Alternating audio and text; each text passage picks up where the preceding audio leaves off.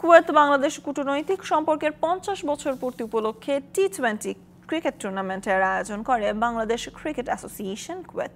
Kuwait প্রতিনিধি মোহসিন পারভেজ জানান, বাংলাদেশ দূতাবাসের পৃষ্ঠপোষকতায় কুয়েত ক্রিকেট গ্রাউন্ড সোলাইবিয়ায় টুর্নামেন্টের ফাইনাল খেলা অনুষ্ঠিত হয়। দীর্ঘ 5 মাস ধরে চলা এই টুর্নামেন্টে প্রবাসী বাংলাদেশিদের 24টি দল অংশগ্রহণ করে।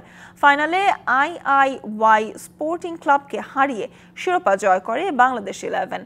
ক্রিকেট অ্যাসোসিয়েশনের সভাপতি জাহাঙ্গীর খান পলাশের সভাপতিত্বে এবং শহীদুল ইসলামের সঞ্চালনায় অনুষ্ঠানে প্রধান অতিথি ছিলেন কুয়েতে নিযুক্ত বাংলাদেশের রাষ্ট্রদূত মেজর জেনারেল সৈয়দ তারেক হোসেন।